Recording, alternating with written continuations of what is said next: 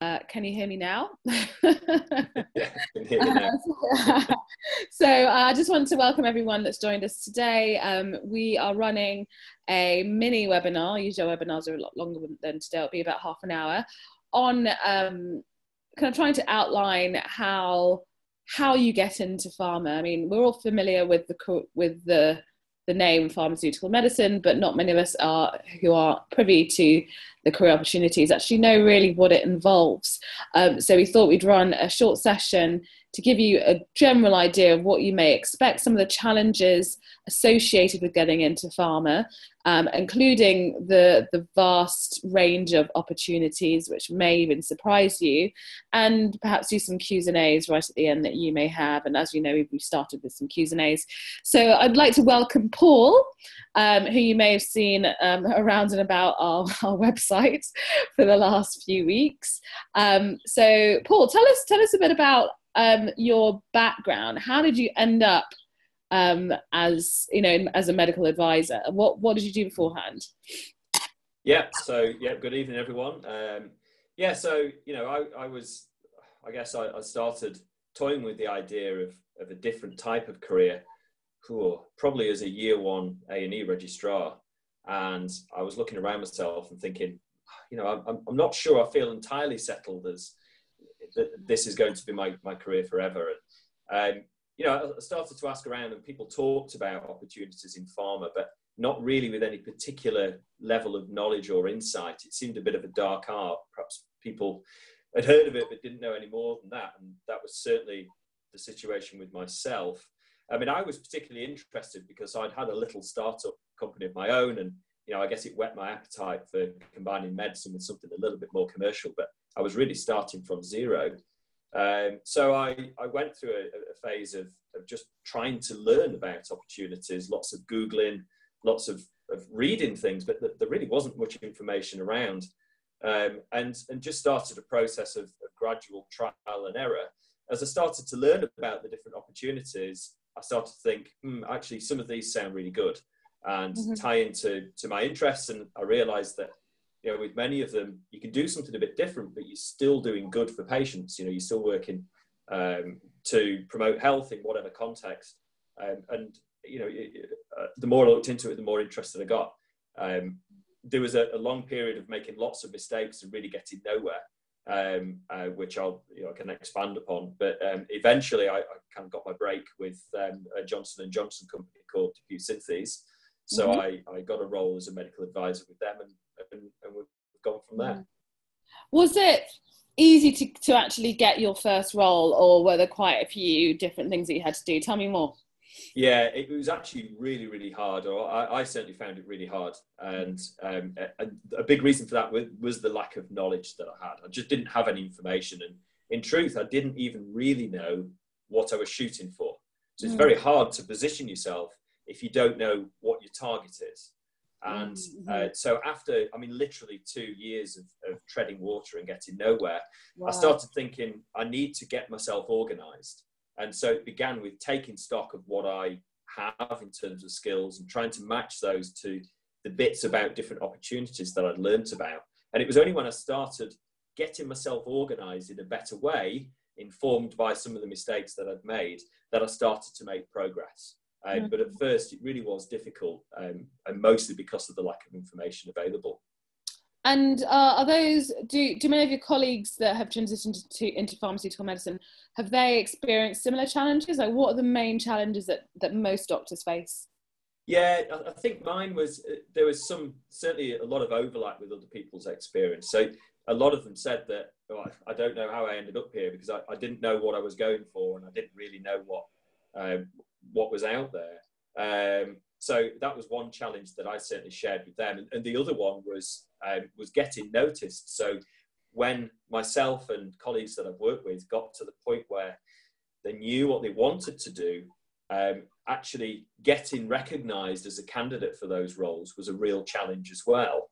And again, that came down to presenting myself and their self in the correct way, and kind of knowing how to do it. I would say they'd be the big challenges that I faced, but there certainly were others. Another one would be not being the disgruntled medic and actually looking at things for a positive reason, positioning yourself positively against opportunities. Okay, so how long have you been in pharma now so far? Yeah, so 3.5 years now. So this is actually my third role. It's my second full-time role. So just to be clear, so we use the word pharma, which is completely fine. Really what we're talking about is the pharmaceutical and life science sector. So pharma, I guess the word relates to pharmaceutical medicine per se. I work in medical devices, which is under the same umbrella, and it's actually the Faculty of Pharmaceutical Medicine that's my medical faculty. So I work with devices. But yeah, 3.5 years in, and I wouldn't change anything. Okay, so I mean that obviously segues into the variety and diversity of career opportunities within that big umbrella of pharma. So why don't you start by taking us through what is your day like working for medical devices? Yeah, no, definitely. So I work as a medical advisor, which is one of the categories of opportunity that crops up all over the industry. It could be thought of as a real workhorse role for medics. And my principal duties are about safety, they're about clinical data, and they're about communication. So a typical day, I'll be scrutinising any relevant safety data about the device the company makes, which is a bone graft substitute, very novel, very interesting bone graft substitute. So any complaints that have come in or any new data that's been published. And I'll then be using the data that's available either through studies the company's run or through independent literature to try and advise the company on how to position the device. So giving a doctor's insight into what do medics want to know about how this device is performing and how can we use the information that we've got in a better way.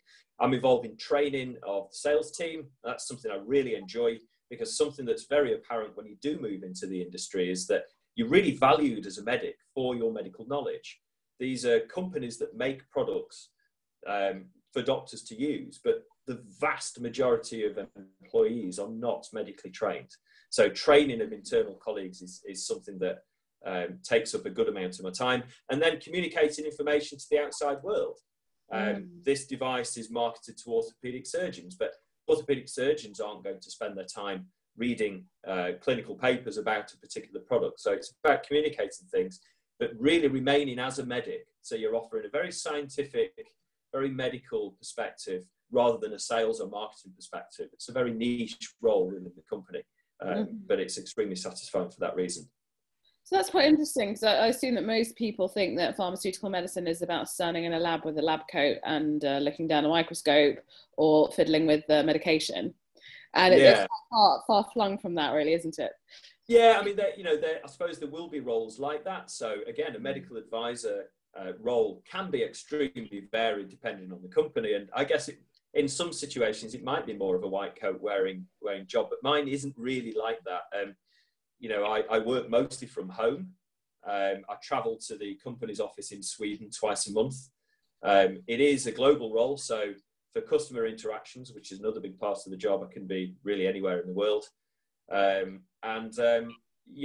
wasn't what I expected it was going to be when I first started looking into the industry. But for me, at least, this type of role is actually much more like what I wanted. So why don't you give us an overview of what other opportunities there are for doctors who are entering pharma at various levels, from medical student to consultant? Yeah, okay. So we had a really good question just before the webinar started, and one of the roles I outlined in the answer was a medical science liaison, MSL type role. These have been around for some time. They're a really good option for entry into industry. So these roles are about taking clinical data that's been either generated by a company or it relates to a company and communicating that to the outside world. So communicating it to doctors or surgeons, but as a scientific and medical peer. So you work alongside the sales team, but you offer a very different type of conversation. Whereas the sales team are trying to sell the device, really what you're doing as an MSL is saying, okay, this is honestly what the data is. Let's have a conversation about it as medics, and then it's really up to you to make your mind up. So it's a lot of travel, a lot of customer interaction, and very scientific. You know, you can become a real subject matter expert as an MSL, and you really are at the cutting edge. Medical advisor we touched on before. There are slight differences to my role in pharmaceutical roles in the strictest sense. So a lot of medical advisors, alongside the other responsibilities that I outlined, will be final signatories. So what they're saying is that anything published by the company is in line with strict codes of practice, which as a doctor you're very well positioned to I guess, safeguard. There are opportunities in pharmacovigilance or safety. So this is very strictly a safety role, but you know, the interesting thing about pharmacovigilance or drug safety or device safety is that the clues to safety problems are not always obvious. So there's a bit of detective work in a safety or pharmacovigilance role, which I mean, I guess I would quite enjoy, and I think people might quite enjoy piecing together information from lots of different sources, making very important decisions about, is this significant? Does this mean there's a safety problem? Is this a false alarm? You know, very good way to use your medical insight. And then, you know, finally, just to touch on some of the more senior roles. So as you get to medical director level, you're still using your medical knowledge, but you're starting to really inform the company strategy, being an internal medical voice, saying this might work for doctors, this might not work for doctors, but using your combination of industry and clinical experience to really drive company strategy as well as safety and everything else that we've talked about. So from your experience currently with regards to the current climate, where are the most jobs available at what level at the moment? Yeah, so the final one I was going to mention actually ties into that question. So I'll do it that way around. So another common entry level opportunity is a clinical research physician, where you work as a doctor in almost a strict clinical sense, but you know, safeguarding the safety of volunteers who are taking part in clinical trials, often first in human clinical trials. So that's an obvious good stepping over point for somebody fresh to the industry, because you can almost do that from day one. You're working as a doctor, it's almost like a little ward. So that's a very good one. MSL is a great opportunity for reasons that we've discussed. And again, most doctors already have the skills to be a really good MSL. And then medical advisor would be the other one, depending on the exact flavour of medical advisor in whichever company it relates to. But many of those are very good options for first to industry. And actually, that was the route I took. So I was medical advisor from the start of my time in industry. So what kind of doctors would you say, trying to slightly answer someone's question that they've asked, but adding to it, what kind of doctor would you say are successful in transitioning into any of these roles? Like I remember speaking to you earlier, speaking to someone who knows you earlier, who mentioned that you were a great candidate because, in inverted commas, you'd been around the block a bit. So do you want to give us like an overview of what kind of doctors tend to do well and what kind of doctors are attracted to this area? Yeah, definitely. So, I mean, I think if you have a slightly more commercial mindset, I think there's an obvious attraction there. And any doctors who want to just move away from just the basic clinical environment. So I kind of want to stretch my wings a little bit and try my hand at something very new. So people who aren't afraid to take a little bit of a risk and step outside the comfort zone or off almost the medical treadmill that I felt that I was on. And then definitely those that are well informed. So there's no doubt about it that doing something to get yourself as well informed about opportunities, how your skills relate to them and so on will make the world of difference. But one thing I must say is that a question that I've been asked a lot is, are there any opportunities for GPs? Are there any opportunities for gastroenterologists? Are there any opportunities for paediatricians? And what I've learned is that that's very much the wrong question. And what matters is your core skills, how you position them, how you tie that with new knowledge, and how you present that package to the industry, and how you target it to the ideal opportunity for you. And that's what really makes the difference. I mean, I completely agree. I would add to that, and that's applicable to anything that you do. as doctors, we are actually all individuals. Yes, we've got trained, some of us may be specially trained, some of us not, but we've all had completely different pathways within medicine, which is actually really diverse. So at the end of it, we've all got different packages that we can offer to any employer. So it is about identifying and communicating those transferable skills from what you've learned within your medical practice to what you've done outside of conventional clinical practice. And from what I've learned from Pharma, it is not, as I said, about being around the block a bit. You know, Paul, you've done a range of different things beyond being on a ward, beyond the ward, so to speak. And I guess that's really what they saw of value, because that was your unique selling point. And, you know, having gone through thousands of CVs, which are very similar, you know, someone that's done something different, they always stand out in a really positive way. Is that correct? Yeah, I mean, it is of course true, and yeah, I mean, it certainly helps, and you're quite right. You know, every single person has something different to offer, and again, you know, if that something different to offer happens to tie into something about a particular role, then you're on to a winner from the start. You know, it's certainly worth saying that whatever additional things I may or may not have had at the time, it wasn't an easy journey despite that. And, you know, I think it's just about, about getting that message out there in the right way. And there is definitely a right way to do it. Okay, brilliant. Thank you. Just to remind people, if you've got any burning questions, please feel free to submit that. If you're on Facebook Live, feel free to just type a comment. If you're on the Zoom webinar, please submit a question in the Q&A box. Just a question about licensing. I assume you're still registered with the GMC, licensed to practice. Is that common for most doctors? Yeah. It is. It's a good question. So, you know, you really add value as a doctor working in the industry if you retain your registration. And in fact, some roles would simply require it. So, as I mentioned before, so I'm in the Faculty of Pharmaceutical Medicine, which is a branch of the Royal College of the Medical Faculty. And they're actually really good because they understand the breadth of roles within the industry.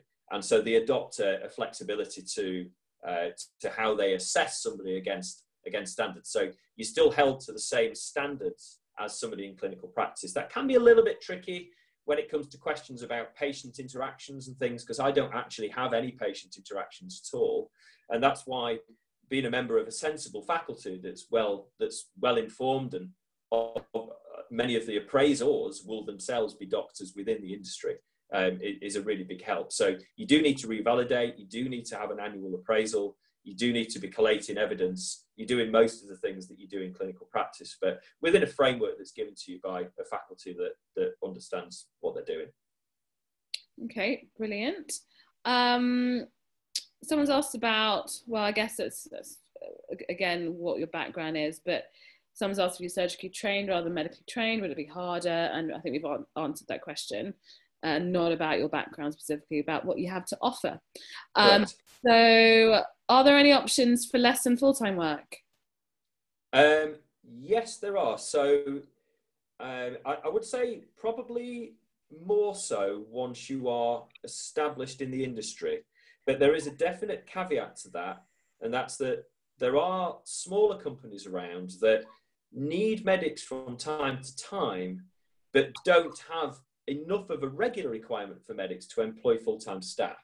So my very first toe in the water was with exactly such a company. So I did an ad hoc role for them, which gives you as much flexibility as you need, with the downside that the income from that is also very irregular. So there are opportunities for part-time work once you're established, but I would say, at least in my experience, less so at the very start of an industry career. Mm-hmm. Okay, brilliant. Thank you. What is your opinion on clinical pharmacology as a medical specialty? Clinical pharmacology as a medical specialty. Is that quite different from what you do? Yeah, I mean that's quite different to what I do. Clinical pharmacology.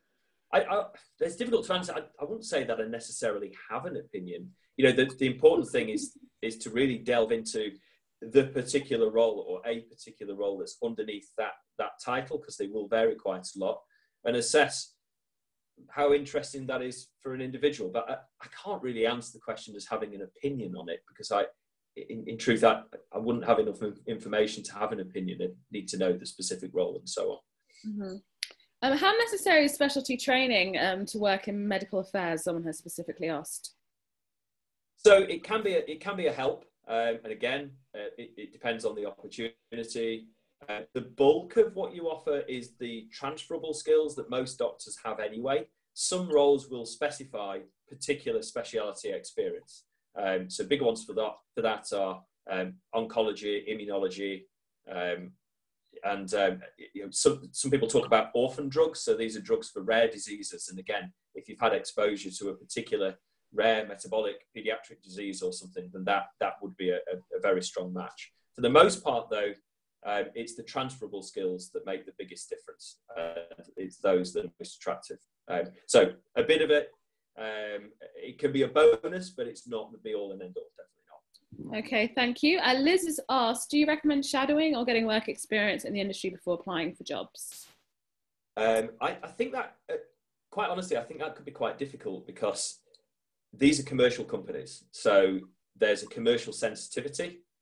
You've been given information that could be commercially sensitive, and I think it'd be quite difficult to get an opportunity to shadow given that limitation. So I think less important than it might be in other areas of medicine. Okay, thank you. So you didn't do any shadowing before you started? No, I didn't. No. So it was like you were going in blind, basically? Well, I mean, I think because of how much work I'd done to try and get myself informed, and because of the ad hoc role that I mentioned a short while ago, I had an idea what the role was going to be. It was still, it still took a few months to get used to it, but yeah, I guess that was my equivalent of shadowing, doing my homework before I finally made the jump. Okay, brilliant. So you mentioned earlier that you're essentially in a global role. How easy is it to say, if you wanted to go and move to, someone's asked specifically about the USA, but if you wanted to go and move elsewhere with the company, how easy would it be for you to do that potentially, or from a perspective of other roles? Yeah, so again, it depends slightly on the company, but so my previous role was with the Johnson & Johnson company, and I could have moved to the US almost at any time after my probation period, which was the first 6 months. So that's an American company predominantly, so there were lots of opportunities in the US. And once you're in the company, then movement internationally is something that happens frequently in a company that size. There will be many opportunities. For smaller companies like the one I work for now, that wouldn't be so much the case. I haven't explored it, but I'm sure that I'd have the opportunity to go and work in Sweden full time if I wanted to, which is where the company's headquartered. It's a much more international world than clinical medicine, that's for sure. And with the big companies, that's very much more so. Okay, brilliant. So actually, it's a good time to start. Why don't you tell us more about, I know you've got a couple of workshops that you're running in June, which sound really interesting. Why don't you tell us more about what you're planning to cover in those events? You've got one in Sheffield on the 16th, just Saturday, and one on the 30th in London. Yeah. So, I mentioned before that, it actually took me 6 years from the moment where I wanted to start looking at something else to get in my first role. And I really learned a lot on that journey. I made a lot of mistakes. And if I'd known then what I know now, that journey would have been much, much shorter. So what I've tried to do is build these workshops in such a way that somebody can give up not all of a Saturday, just a few hours on a Saturday, and come away thinking, okay, I now know what skills I have that are relevant to a career within pharma or the industry, how to package them, what opportunities there are in detail, and how to match myself against those opportunities so that I know what to shoot for and I know how to position myself. How to get noticed. So this is a very recruiter-led industry. People come to you. So how to get noticed by recruiters and how to position yourself and use the tools that are available online in the correct way. Like many things in life, there is a correct way. I'm sorry. Like I LinkedIn think profile as an example of getting noticed online as well as offline, as you said. yeah, I'm sorry, Benny. The Sorry, line distorted. LinkedIn as being an example of getting noticed online as well as offline. Absolutely. So LinkedIn is a really key tool, but I realized I was using it wrong for years. And when I finally learned how to use it properly, the opportunities started coming. So that's a big thing. In the workshops, we also talk about the selection process. So what to expect. It differs from that selection into clinical roles. It differs quite a lot. And again, I thought, I would have been well ahead of the game had I had the knowledge of what to expect. And then there's a session on bringing it all together and applying it, as well as some tips and tricks. So industry bodies and so on, that if you mention or throw in an interview, you just come across as a really, really well-informed candidate. So if these work as I want them to, and I'm confident they will, people will wake up the next morning and think, do you know what? I now know exactly what I need to do to start moving myself towards a career in pharma. And that's how they've been designed. Okay, brilliant. I mean, how many people are, I know because you've capped the sessions, so it's going to be small group, more like coaching than a large event. Is that correct? Yeah, so they're capped at 10 per session. So that number's very deliberately chosen. So you mentioned before that everybody brings their own individual story. And actually that's built into the fabric of the workshops, because, you're not competing against each other really. So enough people to bring that breadth of experience, but a small enough group so that it's very interactive, it's very personal. This is one medic to other medics. It's not formalized or preaching from a pedestal. It's very, very practical. So for that reason, it's really important the group size is capped. So capped at 10. Mm-hmm. Brilliant. So just to give an overview, in the background, you can see the links to the different workshops. And for those that are watching today or watching the recording on Facebook Live, we are offering £50 off each workshop until like Monday midnight. So that's the beginning of Tuesday, the end of Monday. If you use that code WebPharm50. So that is only for the next 48 hours if you are interested in joining. And if for whatever reason you cannot join later on, we can transfer that to a different date. So take this as an opportunity to really make sure that you increase your chances of getting recruited when you want it, rather than waiting 2-3 years of really difficult trial and error. So let's just finish with a few more questions. Just to remind people, if you do have any questions, got a few minutes left. Because this is a shorter webinar, we're just trying to answer the ones that are more general than specific. But please do ask your questions in the Q&A box. So another question is, sometimes with the shift patterns that we have, it's often difficult to maintain a work-life balance, especially if you have a partner or kids. Do you feel that Pharma offers both fulfillment professionally and personally? Very personal. Yes. Yeah. Yeah. I mean, that's a question that is very personal to me. I mean, I was an A&E doctor for years, so, I'm very familiar with bad shifts and so on. And, the work-life balance is, for me at least, considerably better. So it's principally in normal working hours. It's 9 to 5, Monday to Friday. You get weekends, you get bank holidays. And I think that, for me, that was something that was really strong. So you can expect a much better work-life balance and more civilized hours, definitely.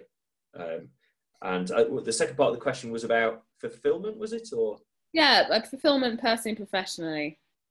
Yeah, honestly, what surprised me is you really are held in quite high esteem within the industry as a doctor. You are a valued resource, and I'd stopped feeling that way in clinical practice. I really had. I felt a bit like a number. I was just somebody there to do a role. You don't feel like that in pharma at all. People do respect your medical background, and you do feel better fulfilled, or certainly I do. Okay, that's really. And I know that feeling is shared by colleagues. Yeah, that's great. I mean, from my experience as well, I don't know anyone that's left pharma. I know people that go into pharma, but I don't know anyone that's left. So that's always a great sign with retention rates and such. Someone's asked a question about recruiters and what they can offer, but I guess you'll be covering that in the workshop. Is that correct? Yeah, so we go into that in some detail. It's one of those questions that's got quite a big answer. I mean, they are crucial, recruiters, because they generally speaking, are the gateway into a role. And both of my roles were through a recruiter. So yeah, but I think it's easier to cover that in a more formalised setting when we've got a bit more time. Okay, brilliant. And interesting question. I know we touched upon GMC registration before. How about those who no longer hold a GMC registration? What opportunities are available for them?